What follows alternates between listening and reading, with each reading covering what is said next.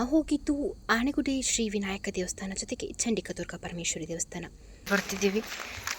ಆದರೆ ನಂಗೆ ಅನಿಸಿದ್ದು ಯಾವುದಂದ್ರೆ ನಾವು ಕುಂದಾಪುರದಲ್ಲಿ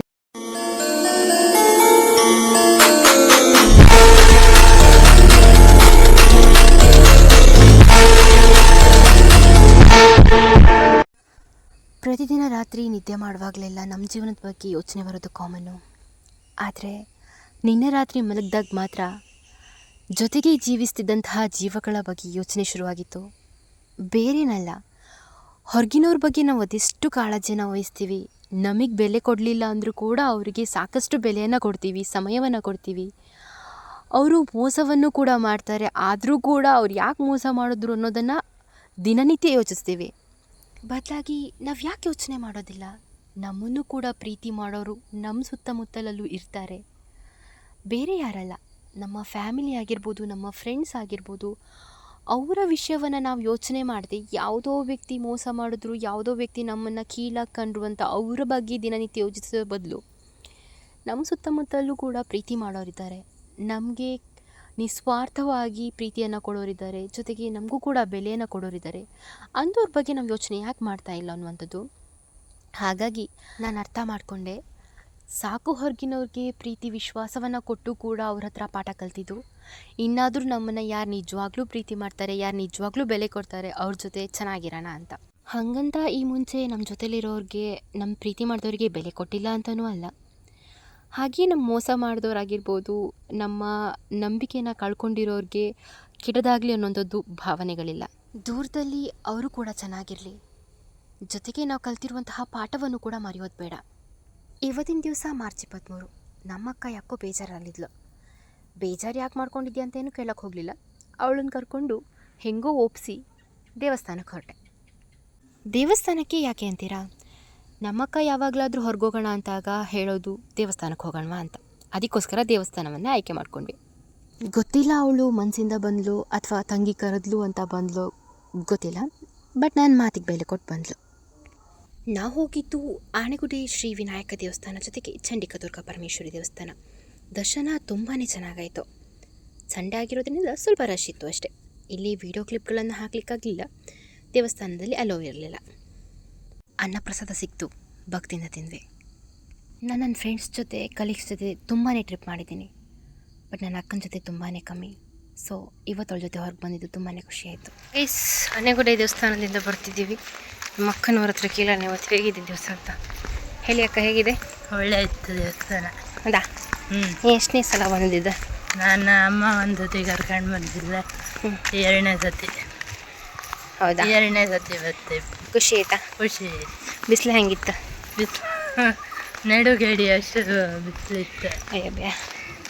ಹೌದಾ? ನೆಕ್ಸ್ಟ್ ಯಾವ ದೇವಸ್ಥಾನ ಈಗ ನೀವು ಹೋಗ್ತಿರೋದು? ಚಂಡಿಕಾ ಪರಮೇಶ್ವರಿ. ದುರ್ಗಾ ಪರಮೇಶ್ವರಿ. ದುರ್ಗಾ ಪರಮೇಶ್ವರಿ.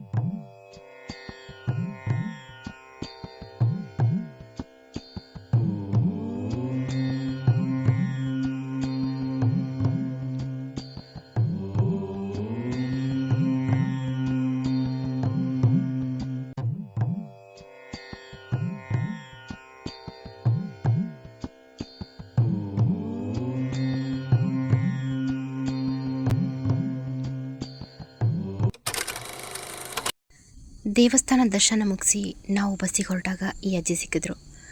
ಈ ಅಜ್ಜಿನ ನೋಡಿದಾಗ ನಂಗೆ ಅನಿಸಿದ್ದು, ಗೊತ್ತಿಲ್ಲ ಇವ್ರಿಗೆ ಮಕ್ಕಳಿದ್ದು ಈ ಥರ ಇದ್ದಾರೋ ಅಥವಾ ಇವರೇ ಬೇಕಂತ ಹೇಗೆ ಮಾಡ್ತಿದ್ದಾರೋ ಗೊತ್ತಿಲ್ಲ. ಆದರೆ ನಂಗೆ ಅನಿಸಿದ್ದು, ಯಾವ ತಂದೆ ತಾಯಿಗೂ ಇಂಥ ಸ್ಥಿತಿ ಬೇಡ. ಎಷ್ಟೋ ಕಷ್ಟಪಟ್ಟಿರ್ತಾರೆ ನಮ್ಮನ್ನು ಸಾಕೋಕ್ಕೆ, ಕೂಲಿನೋ ನಾಲಿನೋ ಮಾಡಿ ಸಾಕಿರ್ತಾರೆ. ಅಂಥ ತಂದೆ ತಾಯಿಗಳು ಈ ಥರ ಸ್ಥಿತಿಯಲ್ಲಿ ಅವರ ಜೀವನವನ್ನು ಕೊನೆಗಾಣಿಸೋದು ಬೇಡ ಅಂತ. ನಮಗಿವಾಗ ಹೇಗೆ ನಮ್ಮ ತಂದೆ ತಾಯಿಗಳನ್ನು ನೋಡಿ ಹೆಮ್ಮೆ ಅನಿಸುತ್ತೋ, ಅವ್ರಿಗೂ ಕೂಡ ನಮ್ಮ ಮಗ ನಮ್ಮ ಮಗಳು ಅಂತ ಹೆಮ್ಮೆ ಬರಬೇಕು. ಹಾಗೆ ಬಾಳೋಣ, ಹಾಗೆ ಅವ್ರನ್ನ ಚೆನ್ನಾಗಿ ನೋಡ್ಕೊಳ್ಳೋಣ.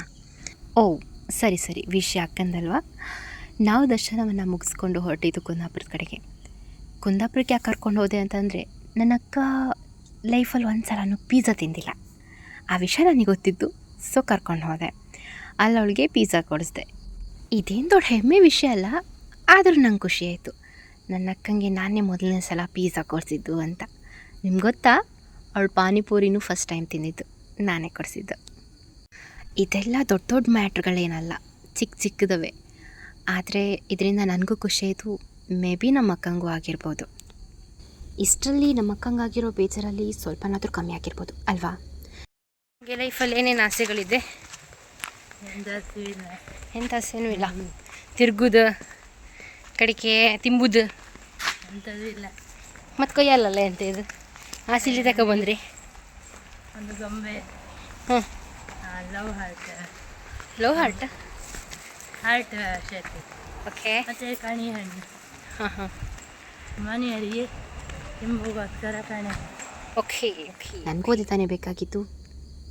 ಸರಿ ಇವತ್ತಿನ ದಿವಸ ಅಕ್ಕನ ಜೊತೆ ಹೊರಟೆ ಹೋಯಿತು. ಆದರೆ ದಿನ ತುಂಬ ಖುಷಿಯಿಂದ ಹೋಯಿತು. ಸೊ ನಾವು ಕುಂದಾಪುರದಲ್ಲಿ ನಮ್ಗೆ ಬೇಕಾಗಿರುವಂಥ ಐಟಮ್ಸ್ಗಳನ್ನ ನಾವು ತಗೊಂಡು 4 ಗಂಟೆ ಹಾಗೆ ಮನೆಗೆ ಹೊರಟ್ವಿ. ಸದ್ಯ ನಮ್ಮ ಅಕ್ಕನ ಮನಸ್ಸಲ್ಲಿರುವಂತಹ ಬೇಜಾರು ಕಮ್ಮಿ ಆಗಿರ್ಬೋದು ಅನ್ನೋಂತಹ ಖುಷಿ ಇದೆ. ಸೊ ನನ್ನ ಈ ವಿಡಿಯೋದ ಉದ್ದೇಶ ಏನು ಗೊತ್ತಾ? ನಿಮ್ಮನ್ನು ಪ್ರೀತಿ ಮಾಡ್ತಾರೆ ನೋಡಿ, ಅಂಥವರ ಪ್ರೀತಿಯನ್ನು ಕಳ್ಕೊಳ್ಬೇಡಿ. ಯಾಕೆ ಸುಮ್ಮನೆ ಹೊರಗಿನವರದ ವಿಷಯ ಬಗ್ಗೆ ತುಂಬಾ ಯೋಚನೆ ಮಾಡೋದು? ನಿಮ್ಮ ಜೊತೆನೇ ಇರ್ತಾರೆ. ನಿಮ್ಮನ್ನು ಪ್ರೀತಿ ಮಾಡೋರು ನಿಮ್ಮ ಜೊತೆನೇ ಇರ್ತಾರೆ. ಮೊದಲು ಅವರನ್ನು ಗುರುತಿಸ್ಕೊಳ್ಳಿ. ಅವರ ಪ್ರೀತಿಗೆ ನೀವು ಮೋಸ ಮಾಡಬೇಡಿ, ಜೊತೆಗೆ ಅವ್ರ ಪ್ರೀತಿನ ಕಳ್ಕೊಳ್ಬೇಡಿ. ಒಂದು ದಿವಸ ಅವ್ರ ಜೊತೆ ಹೊರಗೋಗಿ ನೋಡಿ, ಅವ್ರಿಗೆ ನಿಮ್ಮ ಬಗ್ಗೆ ಇರುವಂತಹ ಅಭಿಪ್ರಾಯಗಳನ್ನು ತಿಳ್ಕೊಳ್ಳಿ. ಜೊತೆಗೆ ನೀವು ಕೂಡ ಅವರ ಒಂದು ಆಸೆಗಳೇನಿದ್ದಾವೆ ಅದನ್ನು ತಿಳ್ಕೊಳ್ಳಿ.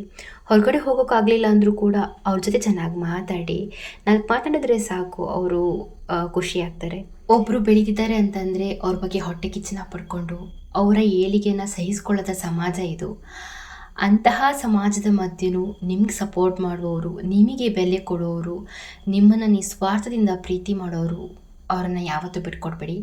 ನಿಮ್ಮ ಫ್ಯಾಮಿಲಿ ಆಗಿರ್ಬೋದು, ನಿಮ್ಮ ಸುತ್ತಮುತ್ತಲಿರುವಂತಹ ನಿಮ್ಮ ಫ್ರೆಂಡ್ಸ್ಗಳಾಗಿರ್ಬೋದು, ಮೊದಲು ನೀವು ಗುರುತಿಸ್ಕೊಳ್ಳಿ ನಿಮ್ಮವರು ಯಾರು ಅಂತ. ಹೋದವ್ರು ಹೋಗಲಿ, ಕೆಲವು ಕಾರಣಗಳಿಂದ ಕೆಲವು ಸಂಬಂಧಗಳು ದೂರ ಆಗಿರ್ಬೋದು, ಅಥವಾ ಕೆಲವು ಪರಿಸ್ಥಿತಿಗಳಿಗೆ ಅನುಗುಣವಾಗಿ ಕೆಲವು ಸಂಬಂಧಗಳು ಹಾಳಾಗಿರ್ಬೋದು. ಅಂತಹ ಸಂಬಂಧಗಳ ಬಗ್ಗೆ ಜಾಸ್ತಿ ತಲೆ ಕೆಡಿಸ್ಕೊಳ್ಳದೆ ನಿಮ್ಮವ್ರು ಯಾರಿದ್ದಾರೆ ನೋಡಿ, ನಿಮ್ಮನ್ನು ಯಾರು ಪ್ರೀತಿ ಮಾಡ್ತಾರೆ ಅವ್ರ ಬಗ್ಗೆ ಸ್ವಲ್ಪ ಗಮನವನ್ನು ಹರಿಸಿ. ಆಗಿರೋದು ಆಗೋಯ್ತು, ಇನ್ನಾದರೂ ಚೆನ್ನಾಗಿರೋಣ ನಮ್ಮವ್ರ ಜೊತೆ. ಏನಂತೀರಿ ಅಲ್ವಾ? ಈ ವಿಡಿಯೋ ಒಂದು ವೇಳೆ ನಿಮಗಿಷ್ಟ ಆಗಿದ್ದರೆ, ನಿಮ್ಮ ಮನಸ್ಸನ್ನು ತಲುಪಿದರೆ, ನಿಮ್ಮ ಪ್ರೀತಿ ಪಾತ್ರದವರ ಜೊತೆ ಶೇರ್ ಮಾಡಿ. ನಿಮ್ಮ ಮನಸ್ಸಲ್ಲಿರೋದನ್ನು ಕಮೆಂಟ್ ಮೂಲಕ ತಿಳಿಸಿ. ಮೊದಲು ನಿಮ್ಮವರನ್ನು ಗುರುತಿಸ್ಕೊಳ್ಳೋದ್ರಲ್ಲಿ ವಿಫಲರಾಗಿ